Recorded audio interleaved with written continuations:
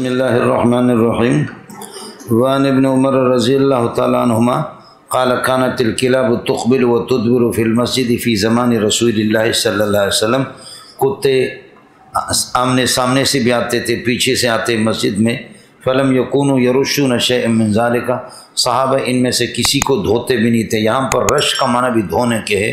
کتے ظاہر ہے کہ آتے ہیں تو وہ کتے اللہ آپ کا بھلا کرے ہانکتے ہیں اور ان کا لعاب گرتا ہے۔ کتے کا گوشت جو ہے نا حرام ہے، تو اسی طریقے پر وہ نجس ہے، اس کا لعاب بھی نجس ہے، لیکن پھر بھی اس مسجد کو دھوتے نہیں تھے۔ تو مسئلہ وہی ہے، حنفیہ کی بات ہے کہ 4 طریقے سے نجاست کو پاک کرنے کا طریقہ ہے، چاہے کتے کا لعاب ہو یا یہ کہ کسی بچے نے یا بڑے نے پیشاب کیا ہے تو پہلے اس مٹی کو اٹھا دیں تو تب بھی وہ جگہ پاک ہو جائے گی جس مٹی پر یہ کہ پیشاب ہو گیا، یا یہ کہ اس مٹی کے اوپر جس پہ پیشاب کیا ہے کسی نے اس کے اوپر مٹی ڈال دے، زیادہ مٹی ڈال دے تب بھی وہ جگہ پاک ہو گئی۔ 2 طریقے۔ تیسری صورت یہ ہے کہ وہ خشک ہو جائے، یہاں لعاب گرتا تھا اور مسجد کچی تھی، فرش کچا تھا تو اس لیے یہ خشک ہو جاتے تھے۔ تو زکوٰۃ الارض یبسھا، طہارت الارض یبسھا، کہ زمین پاک ہو جاتی ہے، یبسھا خشک ہونے سے بھی۔ یہ 3 صورتیں اللہ آپ کا بھلا کری ہے۔ اور 4تھی صورت یہ ہے کہ آپ دھو ڈالیں اس کو، یہ کہ جہاں پر پیشاب یہ ہے کہ لگ گیا ہے اس کو دھونا ہے۔ عام چیزیں، عام کپڑا ہے، اس پہ پیشاب لگ گیا ہے، اس کو دھوئیں، دھو کر کے پانی سے پھر نچوڑیں، اس پانی کو گرا، پھر نیا پانی ڈالیں، پھر اس کو دوسری مرتبہ نچوڑیں، اور پھر یہ ہے کہ پھر تیسری مرتبہ اس پانی کو ڈال کر پھینک کر کے پھر اور پانی، یہ پاک ہو جائے گا۔ باقی مسئلہ رہ گیا، اللہ آپ کا بھلا کرے، اگر مسجد کی بڑی قالین ہے، مسجد کی بڑی قالین ہے، بعض قالینیں اس قسم کی ہوتی ہے وہ فرش کے ساتھ چسپان ہوتی ہے، ان کو گوند موند لگا کر کے سالوں کے سال، کئی سال تک اس کو ہٹاتے نہیں۔ اب اس میں کوئی پیشاب کرتا ہے، اس کو کیا کریں گے؟ اس میں یہ کریں گے آپ کہ اس جگہ پر جہاں پہ پیشاب ہے اس پہ پانی ڈالیں گے، اور پھر یہ ہے کہ ایک صاف کپڑے سے کپڑا گیلا کر کے اس کو رگڑا دیں گے، اور پھر یہ ہے کہ کپڑے کے اندر اس پانی ڈال کر کے اس کو رگڑا دیا، پھر یہ ہے کہ اس کو خشک کیا، کپڑے کے اندر اس کو جذب کیا، پھر اس کپڑے کو دھو کر کے صاف کر کے پھر واپس اس پہ پانی ڈال دو، اور پھر اس کو اسی طریقے پر رگڑ کر کے پانی اس میں جذب ہو جائے، پھر اس کپڑے کو دھو صاف کرو، پھر تیسری مرتبہ اسی طریقے پر وہ قالین آپ کی پاک ہو جائے گی۔ میرے دوستو، عزیزو، بزرگوں، بھائیوں، بے غیرتوں، بے شرموں، یہی ہے۔ موڈے تسی تے ہو یا کسی اور علاقے بچوں اتھے ہے۔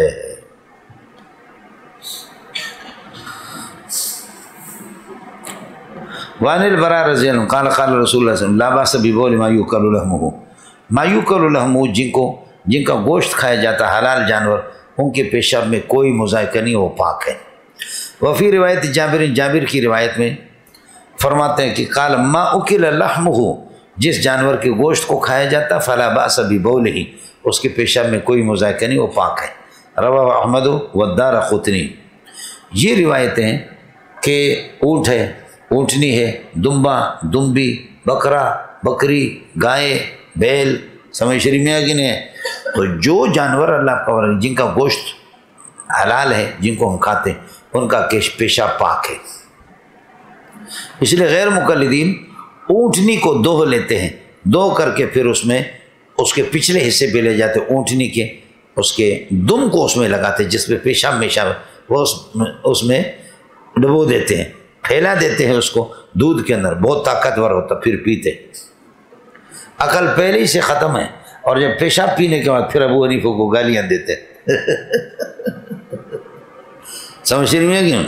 پھر کہتے 3 طلاقیں، 3 بھی نہیں، 1 ہے، اور جب 3 طلاقیں ہوگی بیوی تو حرام ہوگی، پھر بھی اس کے ساتھ سو رہا ہے، پھر بھی حرام کاری کر رہا ہے، تو اس سے جو بچے پیدا ہوتے وہی پھر مجتہد بنتے۔ ابو حنیفہ کی ضرورت نہیں ہے۔ کیسے، کس قسم کے غافل لوگ ہو، ہمارے اشارات کو بھی نہیں سمجھتے،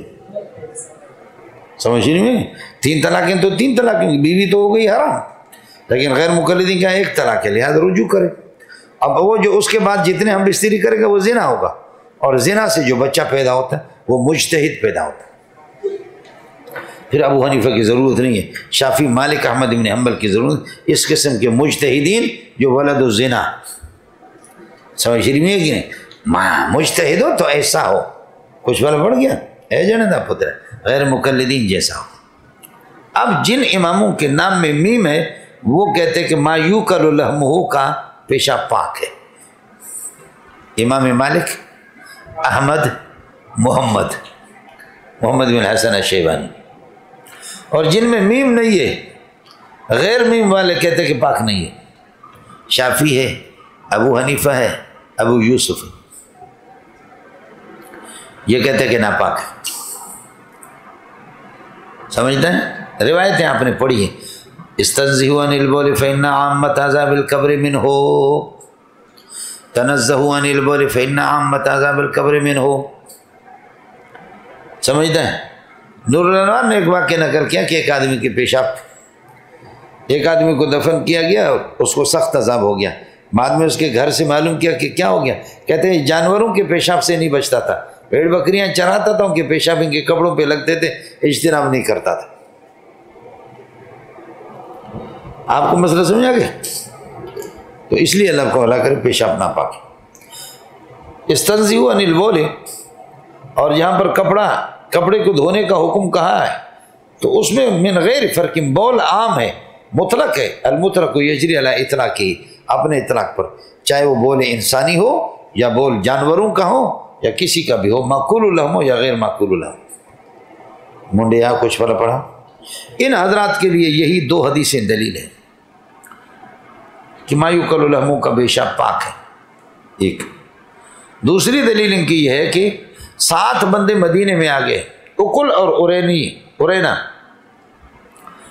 اسلام قبول کیا، پھر رسول پاک، بخاری میں آیا تھا، اسلام کیا، قبول کرنے کے بعد پھر کہا کہ یا رسول اللہ مدینہ کیا ہوا ہمیں موافق نہیں ہے، تو نبی نے فرمایا کہ باہر ہمارے اونٹ چرتے ہیں، تم جاؤ اونٹوں کے ساتھ اور اونٹوں کے پیشاب پیو اور اونٹنی کا دودھ بھی پیو۔ تو جا کر کے انہوں نے، اگر نجس ہوتا تو حضرت صلی اللہ علیہ وسلم ان کو حکم تو نہ دیتے، حدیث الارنجین اس کو کہا جائے، او جی پیٹ ان کے بڑے ہوئے تھے، پیٹ خراب تھے، لیکن اونٹنی کا دودھ پیا اور اونٹوں کے پیشاب بھی پیے، پی کر کے ٹھیک ہو گئے۔ انہوں نے نبی کی چرواہے کو مارا، یسار نام تھا، حضرت ابو ذر غفاری کا بیٹا تھا یسار، اس کو انہوں نے جان سے مار دیا، اونٹوں کو اٹھا کر کے لے گئے،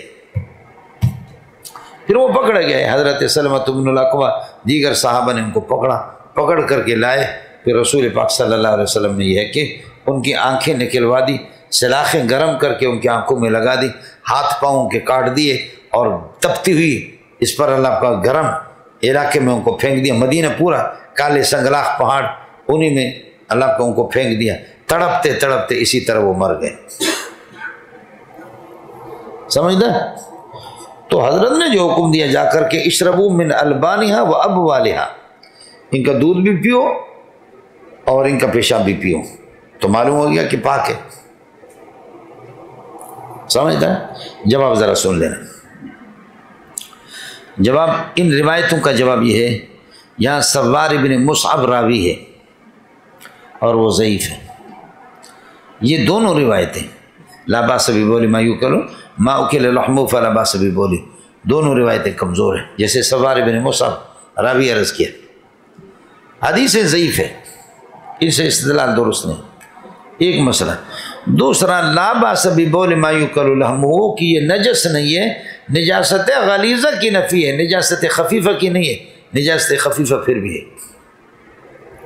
لا باس کا معنی لیس بنجس، تو نجاست کی نفی نجاست غلیظہ کی نفی ہے، نجاست خفیفہ کی نفی نہیں ہے۔ ان دونوں روایتوں کا جواب یہ ہو گیا۔ دوسری حدیث ارنجین جو نبی نے حکم دیا بخاری کی کہ جاؤ پیشاب اور دودھ پیو اونٹوں کے جنگل کے اندر جہاں اونٹ چر رہے ہیں، سمجھتا ہے؟ جواب یہ کیونکہ بیماری ایسی تھی کہ اس کا علاج ہی نہیں تھا، یہی اس کا علاج تھا۔ اگر ڈاکٹر ماہر خدا ترس ہو، مسلمان ہو، اس کو معلوم ہو کہ اس مریض کی مرض کا علاج سوائے شراب کے نہیں ہے، سوائے ہیروئن کی نہیں ہے، چرس کے نہیں ہے، تو استعمال کر سکتا، اور الضرورات تبیح المحظورات۔ تو یہ لوگ ان کی بیماری ایسی تھی، آپ سے بڑا حکیم وحی کے ذریعے سے نبی کو معلوم ہو گیا کہ ان کی بیماری کا کوئی اور علاج نہیں ہے، تو حضرت نے بتایا، اور ظاہر ہے کہ مجبوری میں اضطرار کی حالت میں خنزیر کا گوشت کھا سکتے، کتے کا کھا سکتے ہیں، علاج کے لیے اللہ کو بلا اس کی اجازت ہے، الضرورت تبیح المحظورات، سمجھے؟ قطعی طور پر ان کی شراب بھی آپ علاج کے طور پر لوگ استعمال کرتے ہیں، آیا مسئلہ جو ایک۔ دوسرا مسئلہ یہ ہے، ہم جو دلیلیں بتاتے ہیں کہ پیشاب نجس ہے، وہ دلیلیں وہ حدیث محرم ہیں، اور آپ جو حدیث پیش کر رہے ہیں وہ مبیح ہے، اور جہاں پر مبیح اور محرم کا ٹکر ہوتا ہے تو محرم کو ترجیح ہوتی ہے، اس لیے حرام اور نجس۔ سمجھتا ہے؟ تیسری بات یہ کہ یہ تھا، یہ منسوخ ہو گیا، کانسم منسوخ ہے، یہ منسوخ، سمجھ رہے ہیں؟ چوتھا مسئلہ یہ ہے کہ اصل صحیح روایت میں اشربوا من البانہا، ابوال کا ذکر نہیں، یہ راوی کا اضافہ ہے۔ اور پانچواں مسئلہ یہ کہ اشربوا من البانہا اور واستنشقوا بابوالہا، اس کو پیشاب کو سونگو یا اس کو جسم پر مل دو، وادہنوا بہا، اور پیشاب کو مل دو۔ اب ادہین وغیرہ کو حذف کر دیا، اس کو جوڑ دیا ابوال کو اشربو کے ساتھ، پیشاب بھی پیو دودھ بھی پیو، یہ لوگوں نے بنا دیا۔ کبھی اس طرح ہوتا ہے کہ دو قریب المعنی معمول ہوتے ہیں، اور ان کے قریب المعنی دو معمول اور قریب المعنی دو ان کے عامل، تو ایک عامل کو حذف کرتے، دونوں کے معمولات ایک کے ساتھ جوڑ دے، یہ قرآن میں عام ہے۔ وَقَدْ اُخْرِجْنَا مِن دِيَارِنَا وَأَبْنَائِنَا، ہمیں نکالا گیا ہمارے بچوں سے اور ہمارے گھروں سے، تو گھر کے اندر تم تو داخل تھے، دشمن نے تم کو نکال دی، لیکن بچے کے اندر گھس گئے تھے، کیوں تم کو نکالا؟ وَقَدْ اُخْرِجْنَا مِن دِيَارِنَا وَأَبْنَائِنَا، الخروج یقتضی الدخول، خروج دخول کا تقاضا، خارج اس وقت کریں گے پہلے داخل ہوگا نا، یہ دور حدیث کے بعد آپ کو پتہ چلے۔ اڑے منڈے آپ کچھ بھلا پڑھا نہیں پڑھا؟ آڑے بہرحال میں نے عرض کیا کہ خروج دخول کا تقاضا کرتا ہے، تو وقت اخرجنا تو ٹھیک ہے، من دیارنا تو ٹھیک ہے، لیکن اولاد کے اندر تو دخول نہیں ہے، تو اس لیے آپ کہیں گے وقت اخرجنا من دیارنا وابعدنا من ابنائنا، ابعدنا ابعد یبعد عبادا، دور رکھ، ابعدنا من ابنائنا یا بوعدنا من ابنائنا، ہمیں ہمارے اولاد سے دور رکھا گیا، اب ٹھیک ہو گیا۔ لیکن ابعدنا اور بوعدنا کو حذف کر دیا، اور ابنائنا اس کا جو معمول ہے اس کو جوڑ دیا اس کے ساتھ، اخرجنا کے ساتھ۔ تسی اتنے ہو یا کسی اور علاقے میں اتنے ہو یا نہیں، یہاں بھی اسی طریقہ پر ہوگا۔ پانچویں بات آپ سے عرض، اشربوا من البانہا وادہنوا بابوالہا، اور پیشاب سے اللہ کو بھلا کریے کہ کیا ہے، ان کو مل دو اپنے جسم پر تیل کی طرح۔ ہو گیا منڈیا؟ باب امتحانی جگہ ہے، امتحانی جگہ ہے، امتحانی جگہ ہے، امتحانی جگہ ہے، امتحانی جگہ ہے۔ باب المسائل الخفین الفصل اول، مولانا خفین پر مسح، اہل سنت والجماعت اس کے قائل ہے، شرع قائد میں آپ نے پڑھا من علامات اہل سنت والجماعت ان تفضل الشیخین وتحب الختنین وترى المسح علی الخفین۔ امام ابو حنیفہ نے فرمایا اہل سنت والجماعت کی نشانی یہ ہے کہ ان تفضل الشیخین، شیخین کی فضیلت ابو بکر عمر کے باقی صحابہ پر، وتحب الختنین، نبی کے دونوں دامادوں سے محبت رکھیں، علی اور عثمان سے، وترى المسح علی الخفین، اور مسح علی الخفین۔ پوری امت اسلامیہ اور اہل سنت والجماعت، شافعی مالکی حنبلی حنفی، سب کے سب اس کے قائل ہے، سوائے رافضیہ لعنہم اللہ وجعلہم قردۃ وخنازیر۔ سمجھتا ہے؟ رافضی اس کے قائل نہیں۔ عجیب بات ہے، رافضیہ کہتے پاؤں کھلے ہوئے اوپر مسح کرو، ہمارے وضو نام ہے 3 مغسولات اور 1 ممسوح کا، 3 مغسولات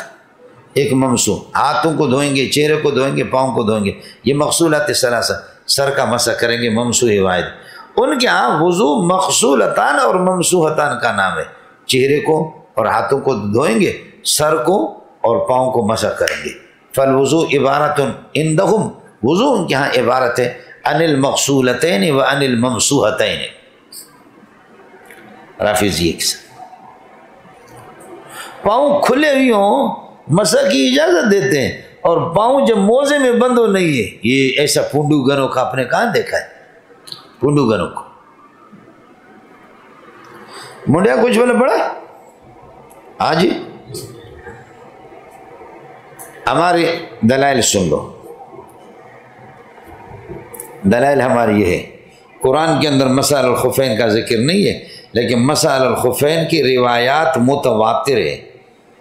اور متواتر یا خبر مشہور سے کتاب اللہ پر زیادتی کر سکتے ہیں۔ لہذا کوئی کہے کہ وَامْسَحُوا بِرُؤُوسِكُمْ وَأَرْجُلَكُمْ، پاؤں کو دھو، تو تم نے مسح کا کہاں شروع کر دیا؟ تو جواب وہی ہے کہ احادیث متواترہ مشہورہ سے کتاب اللہ پر زیادتی اجازت ہے۔ چنانچہ حضرت حسن بصری فرماتے ما قلت بالمسح علی الخفین حتی جاءنی مثل ضوء النہار، میں مسح الخفین کا قائل نہیں تھا یہاں تک کہ سورج کی روشنی کی طرح روایتیں میرے سامنے آ گئی۔ یہ امت کے لیے ایک تسہیل ہے اور آسانی ہے، آسانی کر لے امت۔ تو پہلی بات یہ ہے کہ وَأَرْجُلَكُمْ والی آیت پر ہم نے اضافہ کیا ہے اخبار متواترہ اور اخبار مشہورہ سے، سمجھتا ہے یہ، اور اس پر تعامل امت ہے، اور تعامل امت خود بخود تعامل حجت یجب العمل بہا، اس پر عمل کرنا واجب ہے۔ منڈیا کچھ بل پڑا؟ ہاں منڈیا، ایک مسئلہ۔ دوسرا مسئلہ یہ کہ دو قراتیں ہیں، وَامْسَحُوا بِرُؤُوسِكُمْ وَأَرْجُلَكُمْ إِلَى الْكَعْبَيْنِ وَامْسَحُوا بِرُؤُوسِكُمْ وَأَرْجُلِكُمْ إِلَى الْكَعْبَيْنِ، أَرْجُلِكُمْ إِلَى الْكَعْبَيْنِ۔ اب ہم کہتے ہیں قراتان مختلفتان محمولتان علی حالتین مختلفتین، قراتان مختلفتان محمولتان علی حالتین مختلفتین، دو قرات مختلف دو حالتوں پر محمول ہے۔ وہ اس طرح اگر پاؤں کھلے ہوئے ہوں، الرجلان اذا کانتا مکشوفتین، اگر مکشوفتین ہو تو نصب والی قرات آگی فاغسلوا ارجلکم، پاؤں کو دھو ڈالو،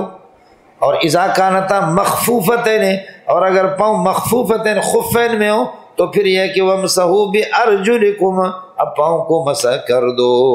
وامسحوا برؤوسکم وارجلکم وارجلکم، ارجلکم ہوگا تو اغسلوا کا مفعول ہوگا، سمجھے، اور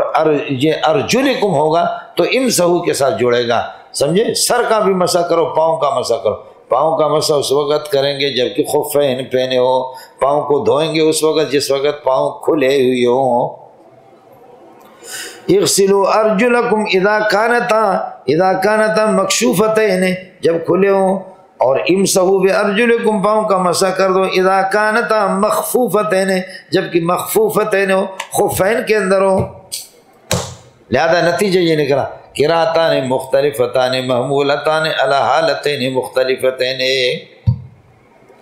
تسی تے ہو یا کسی اور علاقہ بچو اتنے نا اے منڈیا۔ ایک مسئلہ یہ ہو گیا۔ دوسرا مسئلہ یہ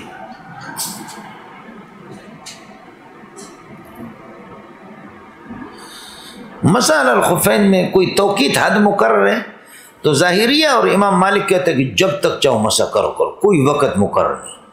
اور جمہور فرماتے ہیں مسافر کے لیے 3 دن 3 رات اور مقیم کے لیے یوم و لیلۃ۔ جمہور کی دلیل دیکھو،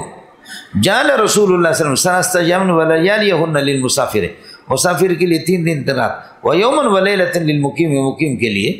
1 دن 1 رات۔ رواہ مسلم۔ کس کو مل گیا؟ امام مالک اور ظاہریہ کہتے ہیں جب تک بھی چاہوں۔ وہ اسی روایت میں بلکہ دوسری روایت ہے، اس روایت میں نقل کر رہے ہیں کہ ہم نے نبی نے 3 دن 3 رات، اور ولا وستزد نہ ہو، اگر نبی سے ہم زیادہ درخواست کرتے 3 دن سے لزادنا، آپ ہمیں اجازت دیتے۔ معلوم ہوتا ہے کہ مسح الخفین کا مسئلہ کھلا ہوا ہے، اس میں گنجائش ہے۔ اگر 3 سے زائد کہتے تو نبی اجازت 3 کا دیتا، اگر ہم کہتے